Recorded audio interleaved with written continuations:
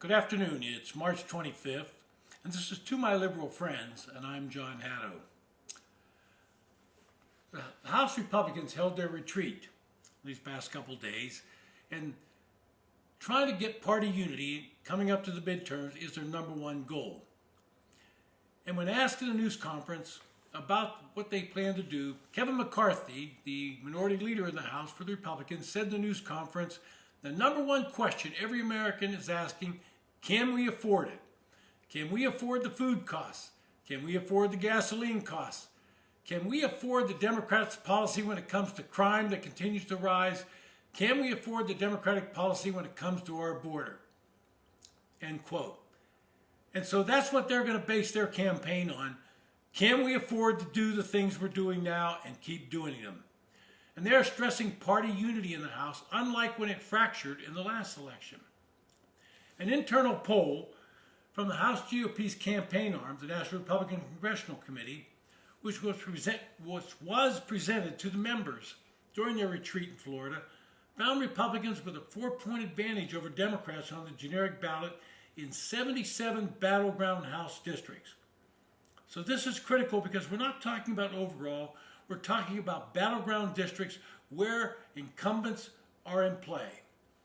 One of the themes of this treat, which I liked and was surprising, is a subtle distancing from Donald Trump. Glenn Youngkin did it in Virginia and upset the presumed favorite, Terry McAuliffe. It was a shocking upset, but he kept Trump out of Virginia.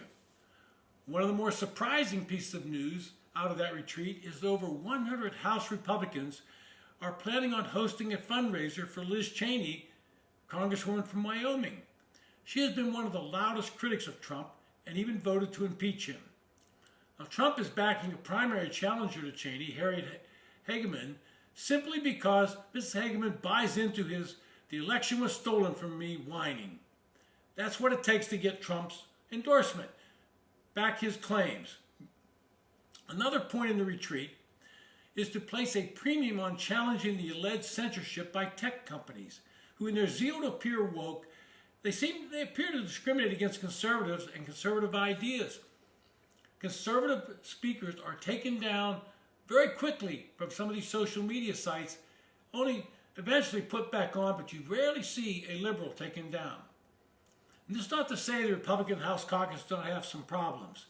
They have a small group of far-right wingnuts that use social media as a bullhorn. Madison Cawthorn from North Carolina has called Volodymyr Zelensky a thug. And this is something Republicans need to get control over. Another of her wingnuts, Marjorie Taylor Greene from Georgia, supported those comments, and the Republican leadership has been tiptoeing around these two idiots. The chair of Republican Conference, Elsie Stefanik from New York, countered by calling Putin a war criminal, but in my opinion, she should have done more to muzzle these other two who are just flat-out loons. If they don't, the Democrats will try to portray all Republicans like them. It's a risky strategy by Democrats. It would be akin to saying all Democrats are like the left-wing nutjobs in the Democratic caucus. I'm talking about Ilhan Omar, AOC, and others in her progressive group. Just to show you how desperate the Democrats are, the White House has also announced they're going to give federal workers time off on Election Day to vote, and then go work the polls. It should come as no surprise to anyone that a large majority of federal employees vote for Democrats simply for job protection and increased job benefits that Democrats promised them.